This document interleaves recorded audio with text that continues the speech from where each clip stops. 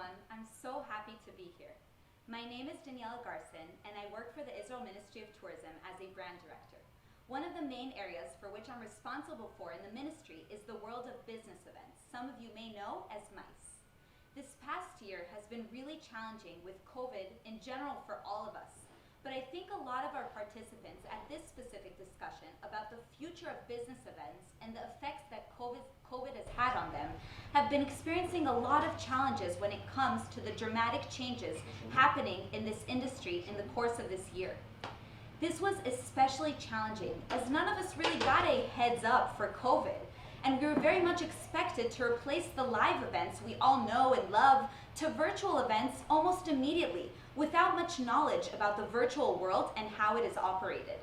I think we can all say by now that we have hosted, participated, or even produced ourselves multiple virtual events, and we were forced to learn about these systems as we went, because it was really the only way to have any kind of event in over a year. This is why we thought that this would be the perfect time to learn from a world-renowned expert when it comes to events and event production, Mr. Bob Bijan, Corporate Vice President of Global Events, Production Studios and Marketing Community at Microsoft. In this past year, Microsoft has been going through a journey in their transformation into digital events, such as a lot of us have been experiencing.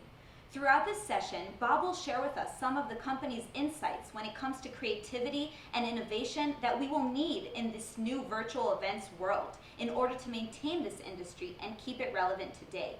I personally have heard Bob speak at multiple events, and I'm sure that you'll find his presentation as inspiring and thought-provoking as I did. So before I end my short introduction, I would like to first thank Bob so much for being here with us today and sharing this inspirational presentation with us. In addition, I would like to thank the ministry's PR team in the US, led by Ms. Ellen Shapiro, our Director of Public Relations for North America, who without her, all of this would not be possible. So with no further ado, I would like to invite Bob for his session. And while Bob is presenting, we would like to ask all of you who have any questions to write them in the chat throughout the presentation, and I will try to ask Bob as many questions as we can at the end of his presentation. Thank you so much, and we're going to move forward with the presentation. Well, greetings. It's great to be with all of you. And it's such an exciting time as the world looks like it's coming maybe out of an incredible year and an amazing journey, I think, for all of us, both for tragic and growth as well. I want to spend a few minutes talking with you all about the story of our year here, or last 14 months, really, at Microsoft, and the events team that I am fortunate enough to lead, the journey we've been on of transformation, true digital transformation of an entire group of people who have been for the last 20 years dedicated to live event production for Microsoft at a world-class level and scale when you think about it, and the complete transformation of that team into something else. And it really begins not that long, about 14 months ago, kind of the first week of March, as we're looking ahead to a very big season for our team. Over that 14 weeks, starting March 1st, we had 27 events in full-blown production, from third-party participation in things like Mobile World Congress to our largest developer conference, Build, at the end of that 14 weeks in May. And literally, we had a show inside a theater all ready to go with 1,200 people on their way the next day to the theater when the state of Washington locked us down. And we literally had to send a mail out and tell people to stay home. And we'd be broadcasting live off of a web page we cobbled together over a 24-hour period and just shot in the room where they were all supposed to be, those speeches on stage. And that began a period of about 10 weeks or so of executing in various stages of digital delivery, a series of mistakes and stumbles and incredible discoveries that was the bedrock of our learning in terms of what was going to lie ahead for the next year. And I think there are three things that I would say were the key of all of that learning that even today, now 14 months later, they are the fundamentals of the way we're thinking and building and strategically trying to move forward as we've discovered this world of digital events. The first one is that in the world of digital, you cannot try and imitate or recreate what we used to do in live events and what I now call the before time. Because in some ways, like dramatically, from a storytelling perspective, from an experience perspective, the harder you try to make this screen seem like a convention center or an expo floor or a hotel room, a hotel bar lobby, lobby bar where you can meet and greet and serendipitously connect with people, the more you remind people that they're not there. And in fact, from the moment you start trying so hard, you're reminding folks that they're not there, and secretly you're disappointing them and setting yourself up for failure in the delivery of that experience. And so this is this fundamental learning for us that you cannot recreate, you have to reinvent. You have to embrace the medium that we're in. The second thing that we've really learned and truly embraced is that, at least for us, and I think in many cases, travel destinations, you're building a value proposition that says, hey, come, it's worth the money, come. And for us at Microsoft, we used to have to build hundreds of sessions to convince people to pay $2,300 for a ticket and buy their airline ticket, make a hotel reservation and pay for all the food and beverage in between. You had to give enough value to get people on the plane and get them to Orlando for 5 days of training and, produce a certification at the end. Now in a digital world where people are only one click away from leaving your venue, you don't need to do that. And instead, what the event is a gathering, a celebration of your brand, your space, your value proposition, your values, and bringing together people and making them realize that in the digital world, they are in fact in a place, in a time and space. And so this notion of being able to be extraordinarily promotional, bring people together and turn the Klieg light on whatever story you're trying to tell, and then direct them to the things that you want them to do for the rest of the time that they're not at your event. And that's a profound change when you think about it, when you think about event experiences and what they do. That was a pretty significant change for us. And then the last piece, the third one that I think is equally important, is accept the fact and embrace that you're working in another medium. And here's what I mean by that. I would make the argument that everything about event experience is really theater. It's live performance, whether it's an executive presenting on stage or a leader, or it's the way you're kind of designing an evening, the way things are going to lay out. You think about it in dramatic terms in a theatrical way because you're in the real world presenting to people like an audience. But in the digital world, you're like in Hollywood. It's like a Broadway actor that gets a television series. You have to change your style and start recognizing that you're having a conversation with the camera lens. And that allows for a one-on-one conversation with every single member of the audience, whether there's 10 of them or there's 10,000 of them. And that change, even though it feels a little bit subtle, it has been an incredibly difficult one because you realize that every communicator, leader, anybody that is the people that convey the messages and the core narratives of the events we create, these people have grown up learning to be theatrical performers by definition. They stand in boardrooms, they stand in ballrooms, they stand on arena stages. And so breaking those habits, very, very hard, and generating energy is also very difficult in a room where no one's standing with you and you're only looking at the cold, glass of a lens. So armed with these three pieces, we were able to look at the Build conference at the end of May and really kind of try and project, well, what would you do? How would you create something that was really, different and new, not imitating, but reinventing? And what we came up with was this idea of 4 Lego blocks that you could kind of click together anyway to make a half-day event or a full-day event or a 2-day event, as some of our flagships are, literally 48 hours following the sun. And so we said this Build Developers Conference that used to be 4 days in Seattle live is now going to be 48 hours, and we're going to broadcast around the clock and follow the sun and celebrate developers all over the world. And these 4 Lego blocks, the pieces, keynote content, right? All the stuff that you want everybody to hear. So that would be where the whole venue focuses on it and nothing else is happening. Sessions, but sessions in a dramatically cut down way, kind of building on this idea that it's not about building mass, it's about redirecting to the things we want people to do. So literally we went from live 760 sessions to digital, 28 in a year, pretty big change management. And then this idea of a connection zone. And this was not about like trying to capture like networking, because like we all do, those of us, especially who are passionate about live events, we all, you talk about, hey, it'll never be as good as live. And never get that emotional connection, the serendipitous networking. But we thought, okay, but hey, maybe in a world where we've been living with social media, there's something there that we could do digitally. And we started some lab experiments in that first May meeting, the very beginning. And then this idea of how to bring it all together.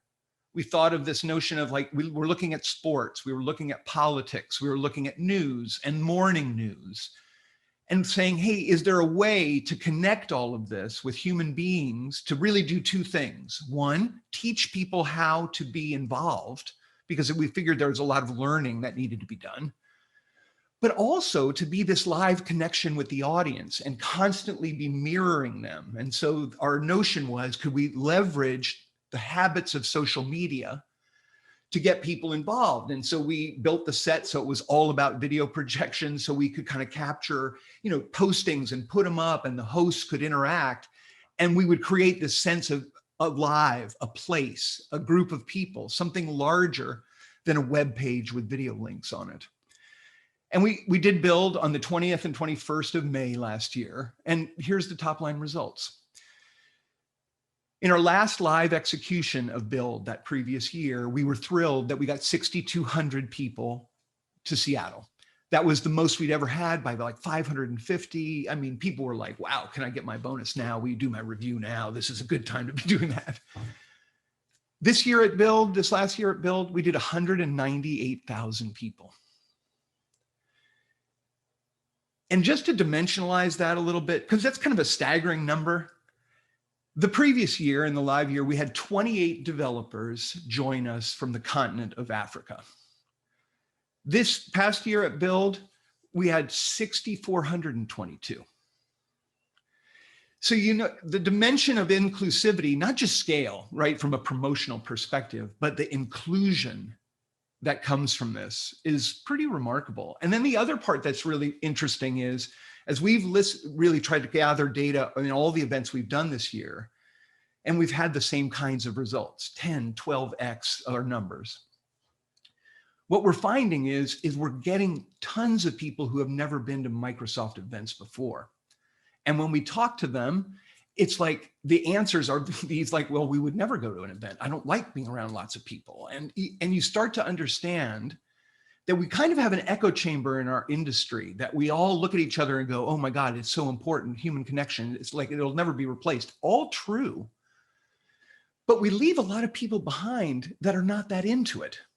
And I think this is the part that really started to get us going like, hey, this is here to stay. This is not just a kind of a workaround for the pandemic because we all are inside, and we started to really see this. And now let me give you some statistics about this notion of directing after the power of the promotion, directing people into habits.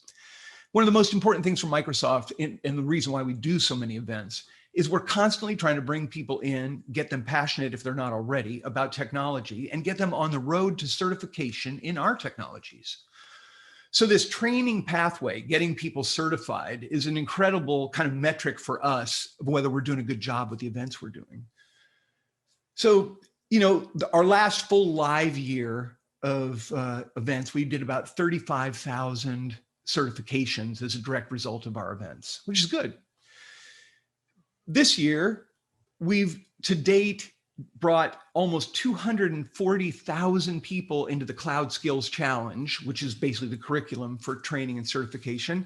We've done 1.8 million in hours in training of those people, and we've already generated almost 100,000 certifications.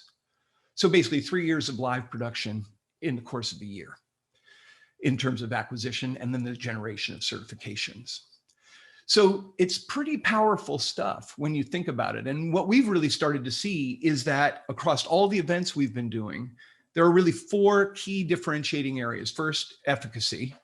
You see it by that cloud skills challenge and the metric that we're generating there, that the effectiveness of what we're doing has been extraordinary. The inclusion, as I was talking about in terms of the scale, just it's wildly successful in that regard. And again, this section of the population that we would have never reached with events that we're now tapping into and activating. The notion of it being economical, we're finding that the delivery of digital events are significantly less expensive than live events for a lot of obvious reasons. Food and beverage is one, but the staging and labor and rentals is really the other one, and travel and expenses for all of the crew.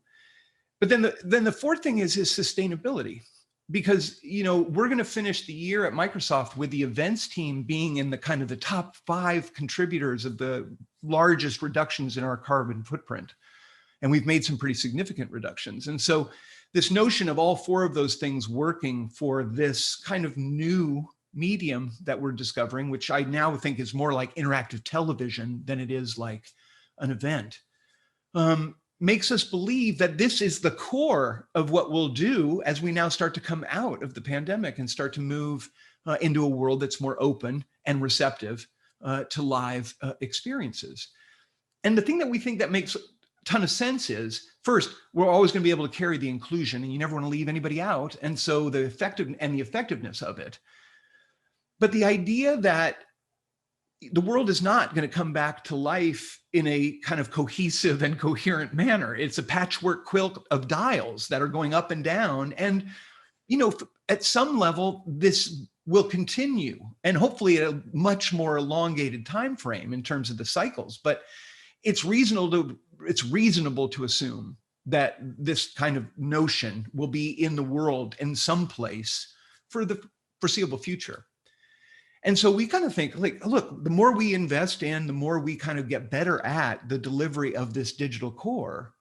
Then as pockets of the world open up, especially around our global sales organization in our specific case, but you can see this applied to so many different cases, then local and regional activation, simultaneous and in concert with this digital core, kind of allows you to deliver extraordinary production value into localized activations that can be completely tuned to the local market. Now, it does assume a couple things, right? It assumes that people are not maybe going to be back to traveling as quickly as we think, even as the world opens up. And I think there's a fair amount of speculation about that already, that there's a certain level of PTSD in all of us. And so this idea of being able to localize and focus on local activation as people are willing to move in short bursts and in short hops, if you will, is really a way to all of us, I think, start to experiment with this relationship between the digital core and live events.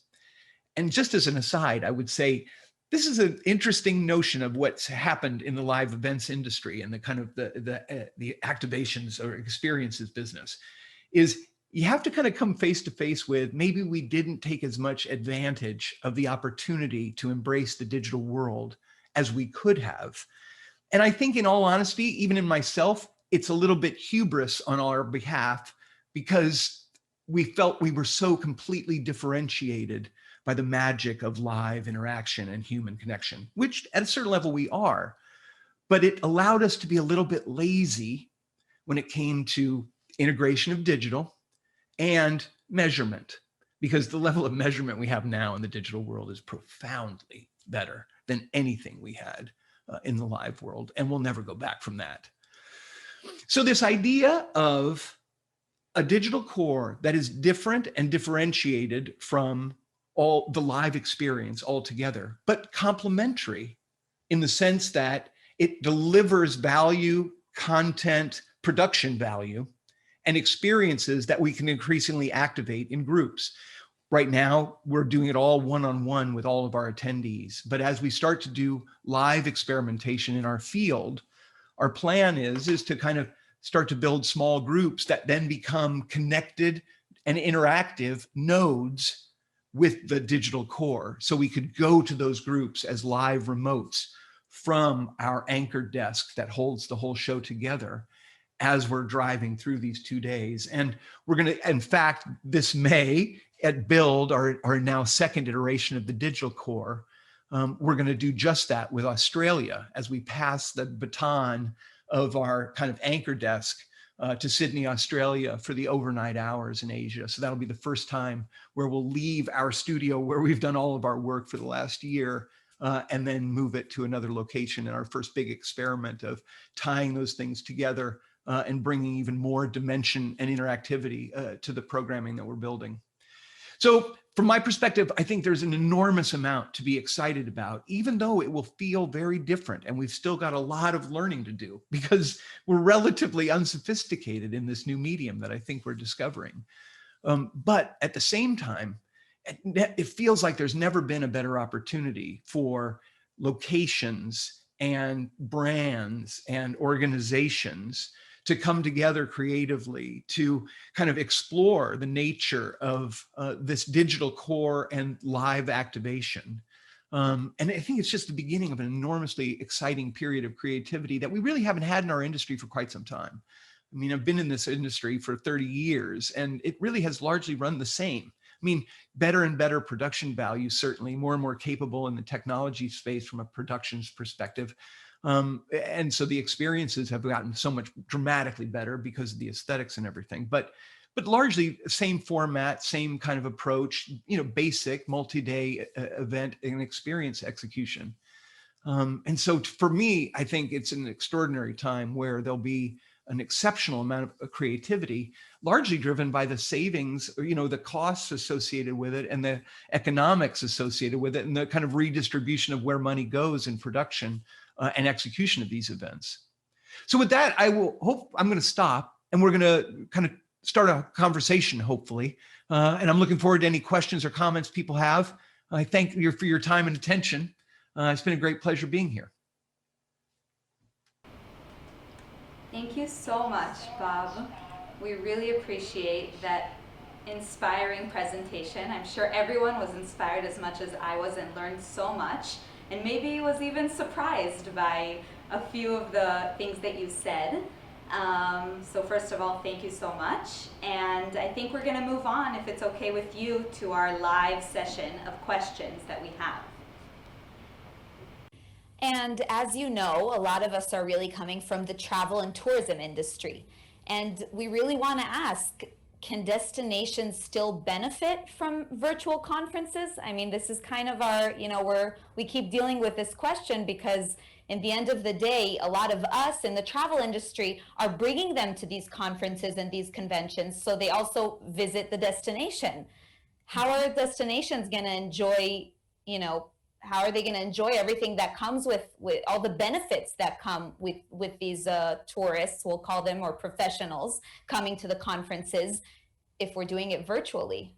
Fair, but I think here's the thing. These are all the places that I think we have all yet to explore because we've just been responding to a pandemic. Do you know what I mean? We've all been in this triage mode. But I think like the optimistic side of me goes like this. None of us have really started to think about what are the ramifications of an entire workforce recognizing that they can be anywhere in the world and participating in anything, right? And their employers also agree, right? So now we're moving into this world where the remote worker is completely accepted and it's going to be fine to be wherever you are. So now I think from a marketing perspective, imagine a set of packages associated with the destinations themselves that enable a heightened and a more kind of articulated experience of the digital core of even a Microsoft event, right? Imagine marketing going like, hey, Maui at the Four Seasons in Maui for a week to experience Microsoft Ignite like no one else will be able to. Imagine the beat, blah, blah, blah. You can see a marketing package that's completely orthogonal to where we've been historically, which is, get the brand to book the space, buy the hotel rooms and reserve them all, and then, and then market against that convention. But now you kind of go, hey, there's a lot of opportunity to kind of cross-market this digital core that we're going to proclaim the date and activate it around the world in all of our sales offices, because this is our strategy. So if you just use us as a potential partner, and now you kind of go, now say, hey, you want to go to Israel and spend the week there on the beaches and the beautiful countryside there and participate like you ever would in the most connected, most highly connected space you can imagine on a beach property.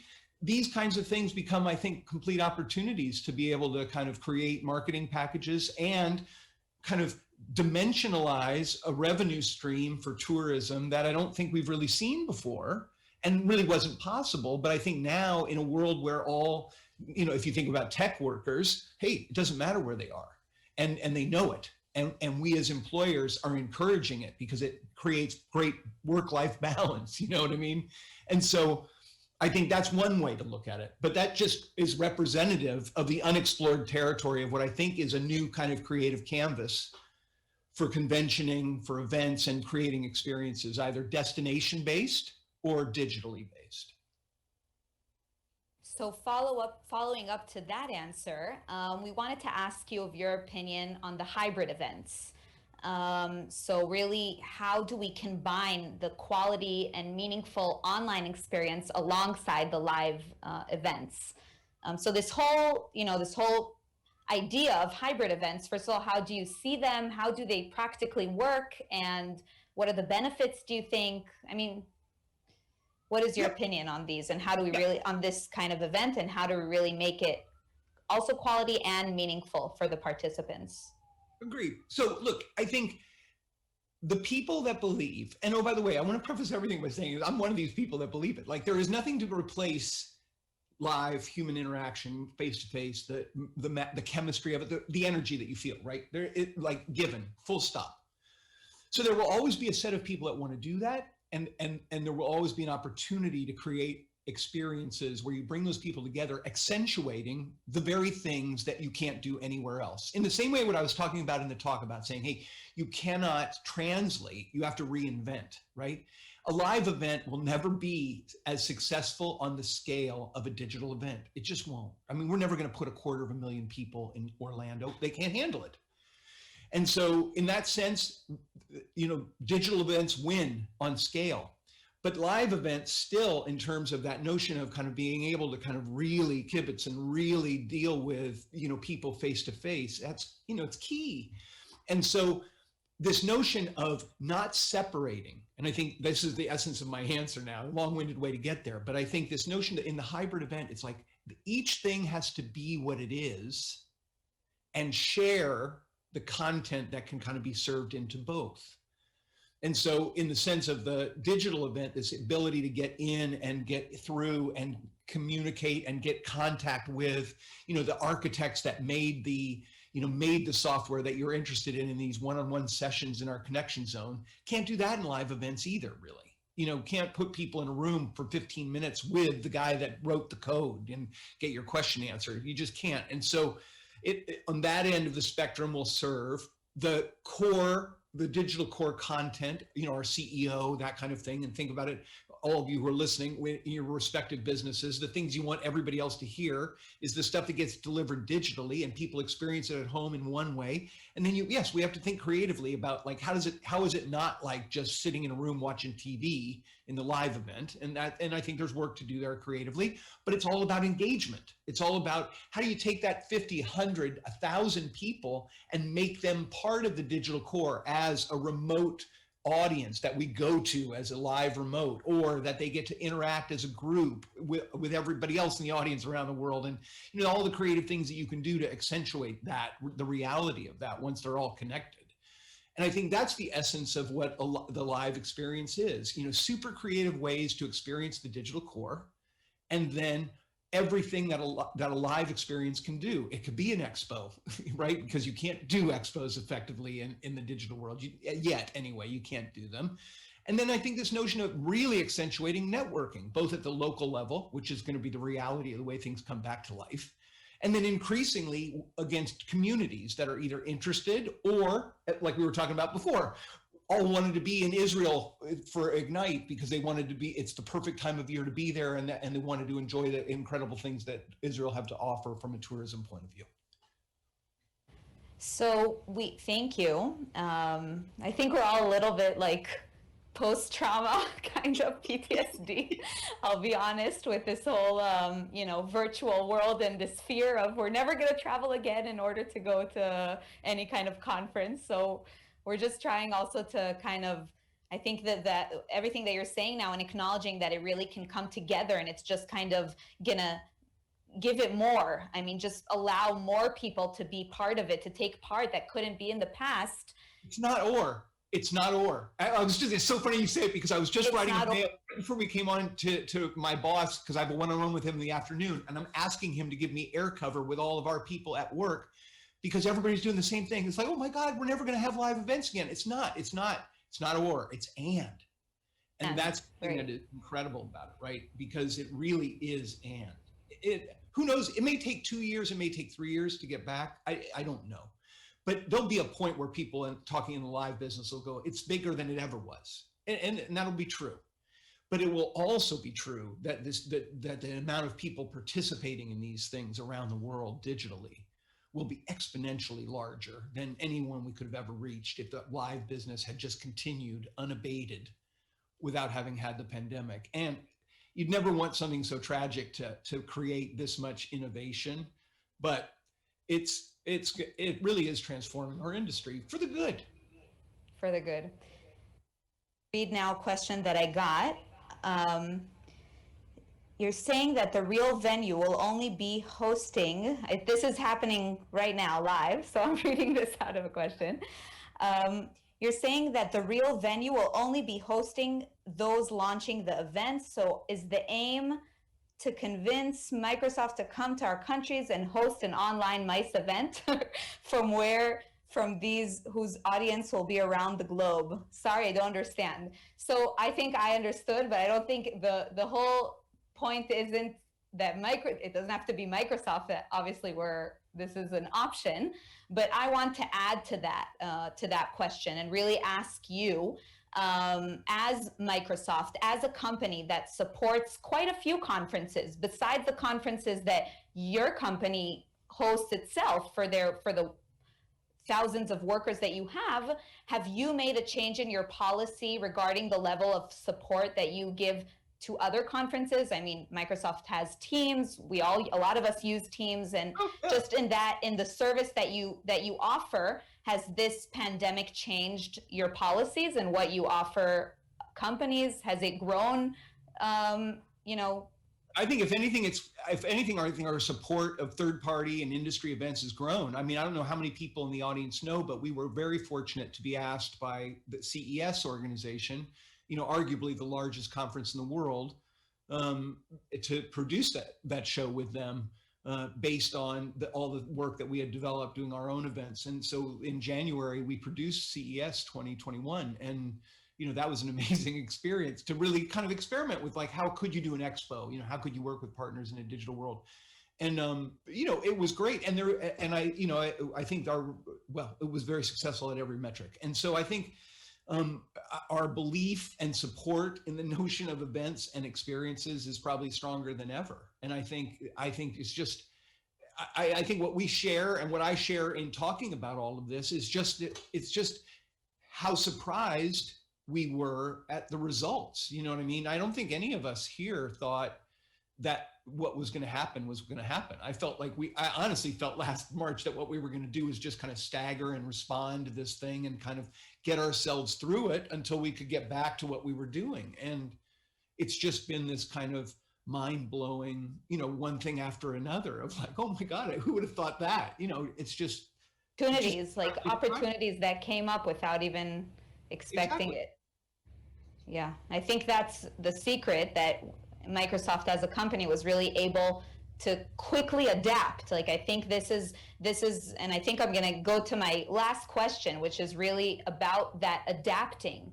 Do you see this industry as an industry of early adapters that, by how you've seen or heard from different companies that you've met? Like, I mean, I can say personally that I feel like very quickly everyone kind of changed to virtual. And of course it was, there were some missteps on the way, but really has adapted very quickly. And I think that's also something that's kind of inspiring to know, that we are, in a way, at my experience, early adapters. And therefore, I'm sure I don't want anything else to happen, but hopefully we will be able to, you know, whatever happens, we'll be able to deal with it. But how do you see this industry? Do you see it as an industry of early adapters, and that there's a need for being an early adapter? Because if not, you're just not going to be able to keep up with the changes happening.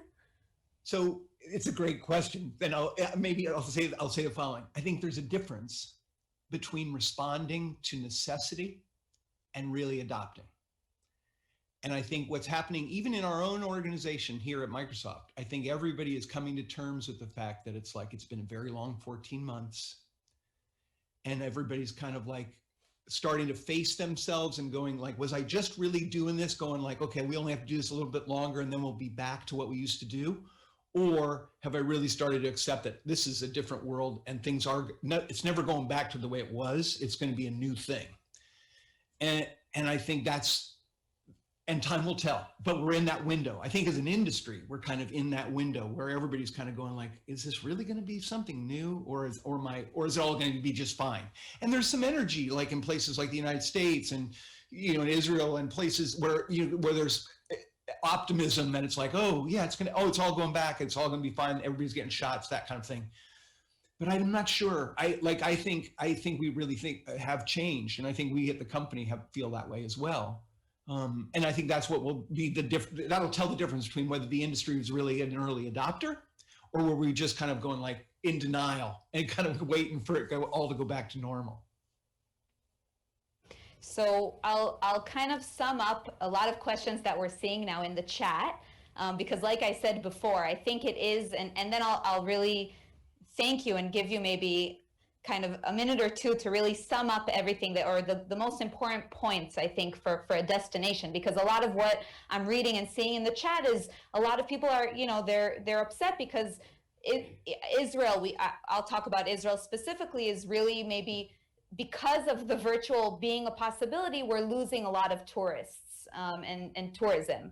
So it's difficult for people. And I think that maybe if you can kind of sum up also to give us kind of, so we can end on really a hopeful note. And I think that for me, I mean, I really took from this, I can say personally, about the or and I think that is a very important emphasis, that I think that maybe if people didn't hear, you know, take it in, that it doesn't mean that the live events are going away. It doesn't mean that travel is going to stop, that the MICE industry, you know, people that are coming in order to visit an exhibition all over the world, not just in Israel, or a convention or a conference, it doesn't mean that stops. And I kind of just wanted to give you the floor to really, first of all, sum up and kind of, we can end it on a really hopeful note and some inspiring quote from you that we can use. Look, I think here's the thing, there is so much to be optimistic about, in my opinion, so much, right? Because I think, first of all, I think the idea of our industry in general having an opportunity to really be creative and innovative in the way we're approaching, both from a marketing perspective, marketing and sales, from a generating, you know, industry business in the tourism space, room nights and rental of real estate, and food and beverage, right? And so you kind of go, those levers can get pulled. I think it's going to require two things: creativity on the marketing side and really exploring new approaches to bringing customers and accentuating the tourism side of it, to be able to experience a world digitally that now has been validated, that says there is that barrier of like, oh, I can't really be on vacation and do something, is gone. Like this is what the year that on that side, that's what the pandemic has given us in terms of opportunity as marketers and salespeople. On the experiences side and the exhibitions and that kind of thing, look, don't forget, there's I said that, like, there's 35% of like our audiences that are dying to get back to events. That's what they wanted. And there's great solace to be taken in the sense that a lot of the upside capture and the success that we're experiencing in digital events is not against that 35% that want that live event, that want that place to go and be. We're capturing the people that were never going to go to an event ever anyway, and they were never going to get on a plane and come to Israel anyway, and they or couldn't afford it, or, you know, had other things to do. And so that's the part that has been discovered and validated that you can. That's what's exciting, right? Because in the world pre-pandemic, people just said you'll never be able to do it. can't do an event in a digital world. And people just went, oh yeah, that's right, because you're not face to face. Stop. And the last 14 months has allowed us to discover all of that opportunity. So it's not or, it's and it will make both better. That's my optimistic point of view, and it's the truth, in my opinion. Say that it helps me, just myself, to think about more creative ideas, to really, in Hebrew you say, whoever speaks Hebrew here, להגדיל את העוגה. It means to kind of make the cake bigger, rather, like we're just touching more people around the world, and so it doesn't mean that it's coming instead of, but it's an added value that we're getting through the digital. So that's really a big point that I'm taking from this. And I really, again, I said this before, but really want to thank you for the time that you took to come and speak to us. I learned so much. I'm going to kind of watch you on repeat, and I hope that a lot of us will, because it gave me a lot of ideas to how maybe change, marketing a little bit, or really be more creative and innovative when it comes to conferences and conventions and thinking about all of that. So I hope this did that to everyone that joined us here. And I again want to thank you so much, Bob, for being here with us today. And that's it. I hope you come visit Israel. We're hopefully going to open soon, the country. So we want to see you here next time at IMTM Live, because we're going to do it hybridly. So we're not going to stop with the live. And we can't wait to host you here when you come. So thank you, everyone, for joining us. This was great, and we'll see you in our next webinar. Join us to the next webinars as well. Thank you so much.